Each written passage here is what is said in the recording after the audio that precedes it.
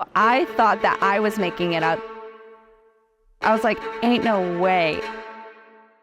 The monkey's off my back and daddy's home. I don't really know why I said that. It kind of just came out of me. It just felt right. Daddy's home. Iggy had a stellar weekend. The monkey's off my back and daddy's home. Just so you know, Big Papa Jimmy. Yeah, that's me. I'm Big Poppa.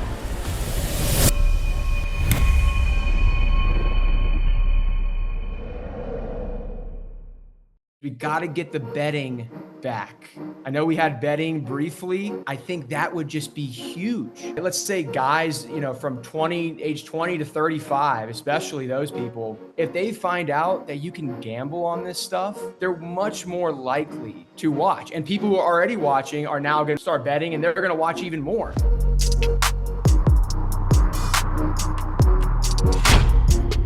Okay, we've got Greg Dow on the podcast, everybody. He's my most requested guest. So, and that's actually not I'm not even really, I'm the guest when Greg's on the show. But no. Everybody's commenting. I'm getting like 3 DMs from, there was like a 50-year-old mom. You do really well with like the older women moms. They're like Greg. And men. And men. Well, I thought you liked younger men. Well, usually, yeah, it's 18 to 24 in men, and then 50 to 65 is my women demographics. Both tend to be overweight. But yeah, nice people, great people. Great people, great taste. Great people. Yeah. So what's going on? You're at the PPA Daytona. I'm not playing. I pulled out. Yeah, man, I'm in Daytona right now, and I just want to start by saying I think we should take a moment of silence for the people of Daytona. I'm looking around. I've been here a few times, and I mean, it is hell. It is hell. I'm sorry. I'm sure there are lovely spots. I'm sure there are great people. But I've nearly been knifed. I swear. I mean, I've been. You see a guy like he's got a knife. It is. I mean, it's like a post-apocalyptic. It's tough out here, man. And these people, it's a struggle. It's every day is a struggle just to exist. I mean, just to stay alive and not be off yourself. And it's actually kind of heartbreaking. So I want to take about a 10-second moment of silence. Okay.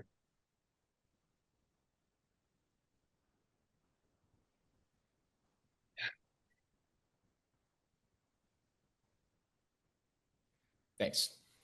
No, it's true. And there's a reason I'm not there. It's funny. People ask me, James, you pulled out of the one PPA tournament that's actually also in Florida. And I'm like, no, I made the right decision. I'm a little burnt out, but I know what Daytona is all about. I've played tennis tournaments there. I played, starting at like the age of 14, I would go up there. I'd play tennis tournaments 3 times a year. And I don't want to, Daytona it's fine. But there's a reason I chose Daytona, and I'm not going to pull out a Newport Beach. I'm not going to pull out San Clemente, pulling out of Daytona. And maybe I don't want to sound like spoiled. I mean, anything. I'm sure there are great people. It's just, yeah, it's tough out here, man. But the courts are great. I will say, Pictona, the courts are great. I enjoy the courts. It's a nice facility. It's rainy out here. It's really kind of a dreadful last 2 days. It's a Friday right now, and yeah, man, it's rainy. It's the nightmare of doing a couple of covered courts, so you can play some matches. And it's my mixed partner got COVID today, so I had to pull out a mix. Do what? I didn't know that was still around. I know she didn't either. She just randomly got a test. She felt kind of bad, so I feel bad for it. It sucks, but yeah, man, we're in Daytona. Yeah, it's just, good. I'm looking around, like I'm making sure we're locking doors. This is a nightmare. But let's let's get it. I don't want to Daytona too much. What else is going on, man? What's going on? So what are you? I mean, you're still there. I'm not there. Still there. When I had heard that your partner got COVID, I'm not saying I'm not going to say anything about your mixed game. There's ups and there's downs. There's people that say, I thought maybe that was an excuse. I didn't see the test. She never. I requested a picture of the test, and it was on her phone. It was the doctor has it. My dog ate it. So no, I'm just kidding. She's actually a super nice girl. I do think it was legit, but I agree. Listen, that's what I told her. I said, listen, I mean, this might have been a good diagnosis for you.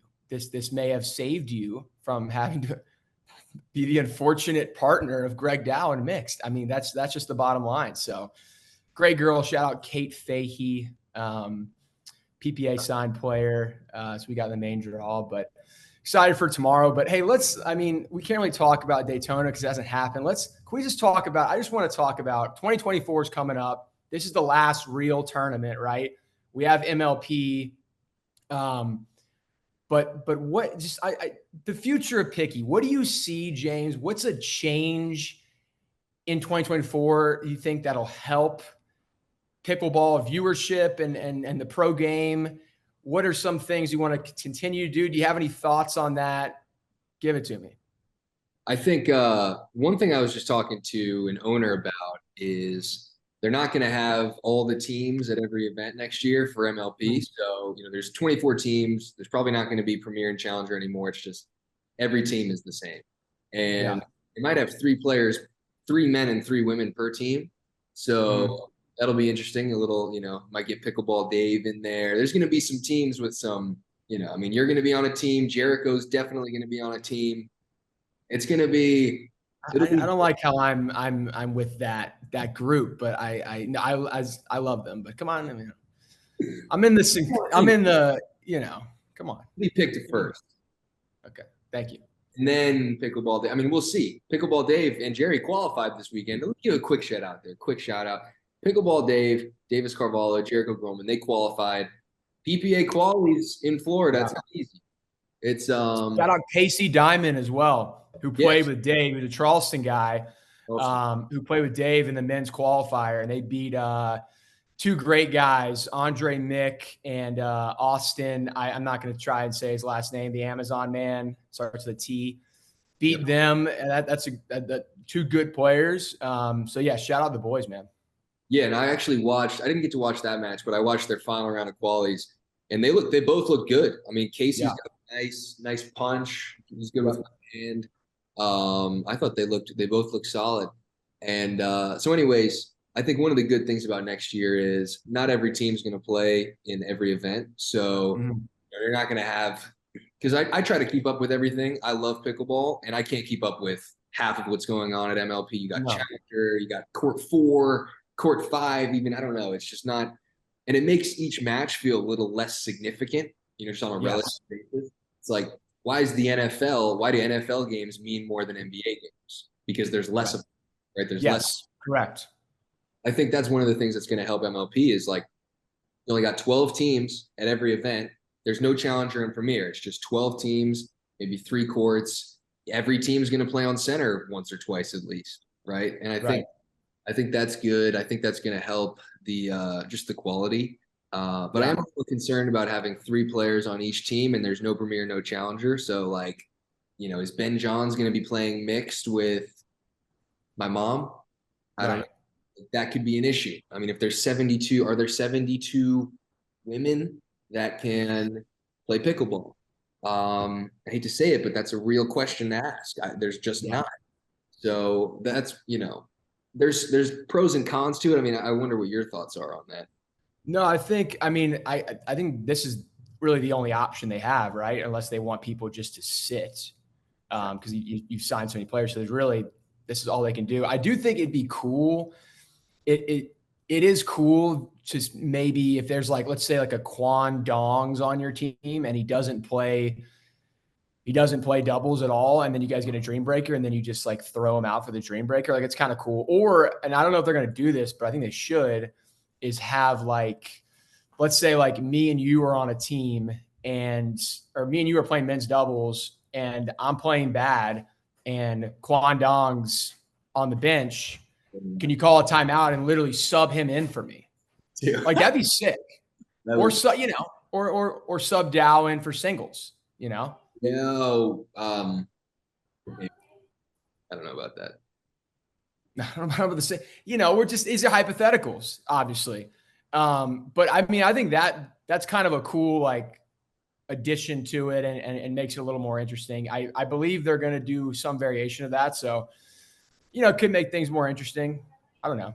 I like that. I like the idea of like, you just, sub out your partner, because then it adds to the trash talk too. Like if, oh, he's out. Yeah, sub him out. Like I like that. I like the singles idea.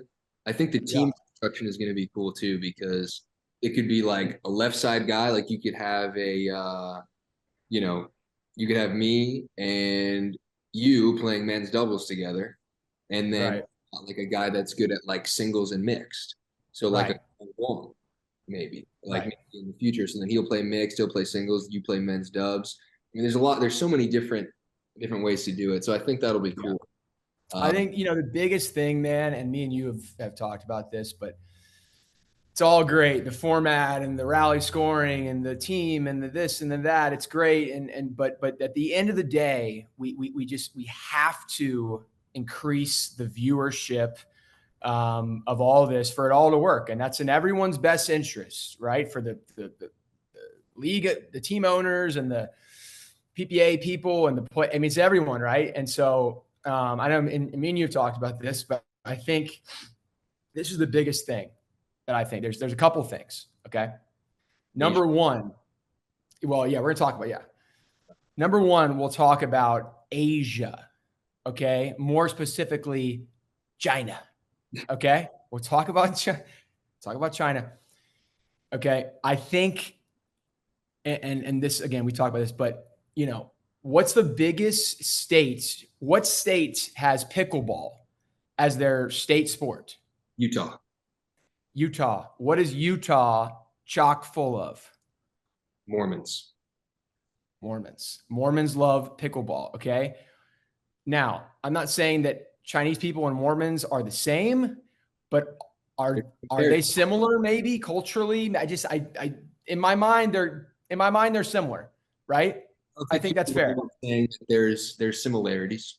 There's similarities there. China loves ping pong. They love badminton. They play tennis. So I think if you and I told you about this dream, I think I called you like after this dream, like 3 a.m. I woke up just in a panic.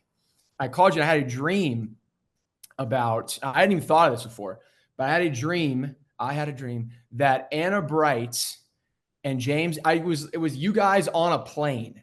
Okay. You guys are in first class sitting next to each other, sort of like, canoodling. And you guys are going to China and you guys stepped off the plane and Anna Bright was just mobbed by people. And Anna Bright she becomes a star. She dinks with the Chinese, right? Yeah. And then they have you're there too. And they're like, oh, wow, look at this big American. Like, that's what it's all about. Okay. Go to the Great Wall, hit some dinks. Like, bro, like that would be huge. Okay. I think that's big. So Asia, number one, get the Asians going. Okay. Also, okay, this whole pickleball TV, I mean, this nightmare of making people run around to watch these matches it's on Tennis Channel here. Now it's on YouTube. Well, not for this day. It's not on YouTube. It's on Pickleball TV. How do I get Pickleball TV? I got to download a freaking app. It doesn't work. It's crazy, right? I mean, it's crazy. You're trying to get a fan base and establish a group of people that are going to watch this stuff consistently. The last thing you want to do, you want to make it as easy and as simple as possible for people to watch, right? So, and I know I listen, I'm not in the, in the PPA front office, but I know they're trying to put it on different places. I know it's tough and they're not intentionally sabotaging themselves, but I do think next year, hopefully this pickleball TV thing, like there's one place to watch a match. I want to go watch pickleball today. I go on pickleballtv.com. I go on YouTube. I go on, wherever it is. It needs to be easily accessible for people to watch. Okay.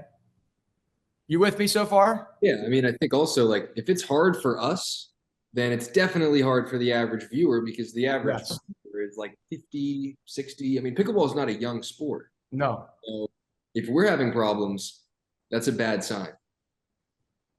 Dude, yeah, absolutely. Number 3, because those are my big 2. Okay. I think that's, if you just did those 2, you're in a great spot. Number 3 is we got to get the betting back. I know we had betting briefly, but I think that would just be huge. I mean, people who are, people who, let's say, and pickleball is getting younger, right? Let's say guys, from age 20 to 35, especially those people, let's say they play pickleball casually, they play once or twice a month, whatever. If they find out that you can gamble on this stuff and you can, log into Bovada, or not Bovada, but like a real reputable legal way, like DraftKings, whatever, and I can bet on this stuff, they're much more likely to watch. And people who are already watching are now going to start betting, and they're going to watch even more. So I know they're trying to do that. I know the lines were real. They had the lines and they were just horrible lines. I want to say also, I'm an incredible odds maker. I truly am. I'm on the money. I'm just on the money. Mm-hmm. So if MLP or PPA, DraftKings, you guys want to hire me, pay me 1.5 times my MLP contract per year, which is still maybe 20% of what James is getting. And then I will make your lines. I'll make your lines and they'll be perfect. Okay. Those 3 things, James, thoughts. I think the Asians are very, very, I mean, I would just love to see that. Like, I love to see Kwang Duong just show up. He's looking at Kwang's in the mix too. He's in the mix too. Absolutely. After every point, like, you see his Instagram. He's looking at his dad after every point. Yeah. A bit of fear, like, I love that. I love that. Like, I want to see him. And he played really well today, by the way, in the mixed against Cat. He's good. He's very good at singles, but in mixed, he's already getting good. Yeah. I just want to see that because I look at the American audience. I don't know how many of them are going to want to watch pickleball. I don't know how many of them are going to, if you don't play, you're not going to watch. But even if you do play, I don't really think you will, even if you do. I mean, I've got friends that play, like kids in my fraternity. They play. My friend Ryan Fu playing a lot every day. He doesn't want to watch even. He doesn't even know who LNR. It's tough. But I think, and I don't want to make any judgments here, but I think that if a lot of people in Asia start playing, I think they'll be more likely to watch. I 100%. Think they might want to. I'm not going to, they want to study the pros. Yeah. That could happen. So are they going to gamble on it? Maybe. I don't know. I was just in Vegas. Yep. There's a lot of, I'll just say that they might be gambling. I think that's the market that we need. And maybe we need Anna Bright to just show up and just start thinking on the wall, just do some wall drills, get the people to fall in love with it. I think that's a big. They'll fall in love with the story of James and Anna and the American and the Chinese. Like they'll fall. I mean, I'm serious. It's a Cinderella story. It's China. You can bring us together. You guys, this is serious. You guys, we're in a tough time in America. In China, the relations are not good, right? This could be, I mean, literally, this could help mend relations between the U.S. and China through pickleball. Steve Kuhn's original mission. This is it. You need to step up for your country. Yeah. Okay? Choice. Okay. Let me write You have no choice. You have no choice. Yeah. Seriously. I mean, but for real though, like, I think it'd be great. I don't know how it hasn't taken off in China yet. Or even India. I know Rob's been to India. He said it's kind of blowing up there. Like, yeah, I think that's the market, man. I mean, that is, I don't know why they haven't. I know there's MLP International, which I think you'd keep expanding that, but that's your ticket right there. You don't even need, bro. You could get, I mean, it's like, it's not that, like, you can double your audience like this. Like there's not a huge audience for this. I mean, you could, if you're smart about this, you can double your audience quick, triple, and then it blows up, and then you have a viable business. But yeah, I think. Listen, I mean, I'm going to shoot Chris Patrick a text, shoot Pardo a text, and hopefully you'll be on the first plane to China. I really think it matters. I think it does, because it's not just that. Well, first of all, there's got to be a lot more courts. There's probably just not a lot of courts, so people aren't playing. But if you get a lot of courts, you start marketing it, I think it'll just solve itself on its own. Because football is also, it's a lot closer to ping pong than it is to tennis, in my opinion. Like it's balls. I really think, and if you play ping pong and you're good at it, pickleball is going to come pretty easy. I mean, obviously tennis, I think, is that translates the most quickly to pickleball, but ping pong is close. And you see, like, there's older guys, like, they all played ping pong. They start playing pickleball. A lot of them are like, they looked pretty good when they were playing with Hannah. Yeah. So that's a good thing. What about the betting? I mean, I know you're on the betting, right?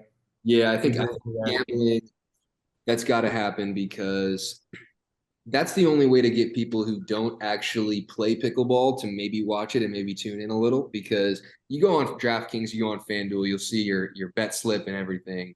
And like, I mean, I remember when I was in college, maybe have a few drinks, go on FanDuel, go on the bet slip, whatever it is. You see horse racing, you see Russian dance-offs, whatever it is. As long as you live stream it, you're going to bet on it, or at least you give it a shot.